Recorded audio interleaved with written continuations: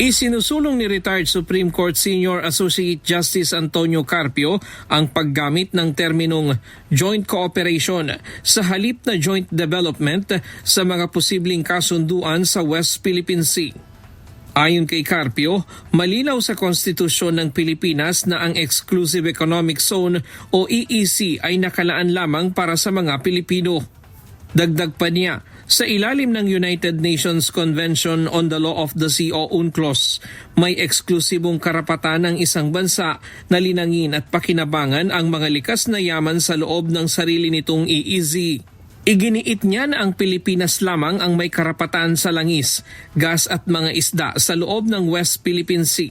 Pinatibay pa niya ito ng arbitral ruling noong July 2016 na kumikilala sa 200 miles exclusive economic zone ng Pilipinas.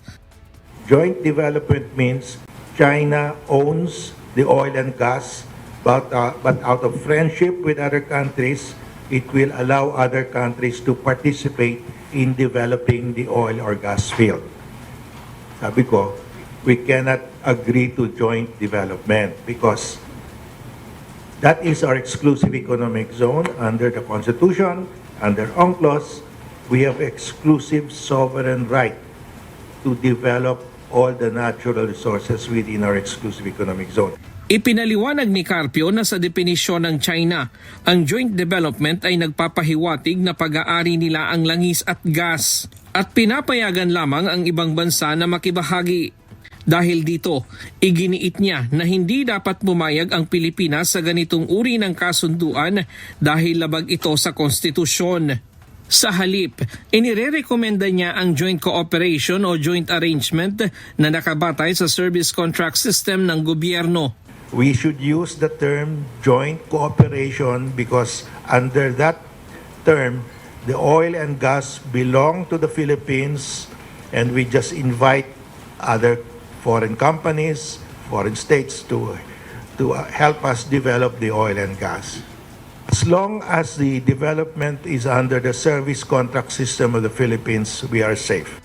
Sa ilalim ng sistemang ito, nananatiling pag-aari ng Pilipinas ang langis at gas at ang mga kontrata nakaayon sa batas ng ating bansa.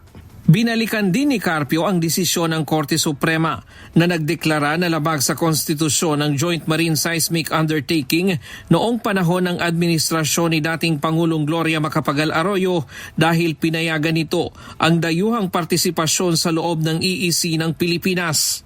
Ibinahagi rin niya na noong panahon ng administrasyon ni former President Rodrigo Duterte, nilagdaan ang isang Memorandum of Understanding sa pagitan ng Pilipinas at China para sa kooperasyon sa West Philippine Sea.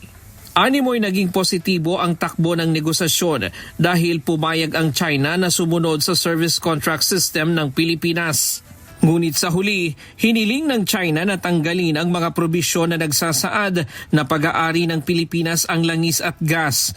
Gayun din ang probisyong nagsasabi na saklaw ito ng batas ng Pilipinas. Dahil dito, hindi na ipinagpatuloy ang nasabing kasunduan. But at the last minute, China said, "Tek muna, pagkat natin yung phrase whereas the oil does belong to the Philippines and tanggalin natin yung provision, Philippine law govern the contract." We could not do that because that will violate the Constitution. That will abandon the arbitral award. Samantala, naniniwala din itong political will ang kailangan ng Pilipinas upang mapakinabangan ang langis at gas sa loob ng sariling EEZ ng bansa. Anya dapat nating tularan ang Malaysia at Indonesia na hindi nagpapasindak sa China. Kaya gayon ay napapakinabangan na nila ang kanilang natural gas. Ganito rin aniya ang dapat gawin ng Pilipinas upang mapunan ang pangangailangan ng langis, lalo na sa panahon ngayon na mayroon tayong umiiral na State of National Energy Emergency. The Constitution and the arbitral award say it's ours, exclusively belonging to the Philippines. Bakit hindi natin kunin? Bakit magawa ng Malaysia? Magawa ng Indonesia? Ano ang dahilan? Bakit hindi natin makukuha yung gas? It's political will. Wala tayong political will. Dapat makuha natin yan. Nakuha ng Malaysia, ng Indonesia, bakit hindi natin makuha? Ryan Lacanlale, UNTV News and Rescue. Diyos ang aming sandigan, serbisyo publiko ang aming pinahahalagahan.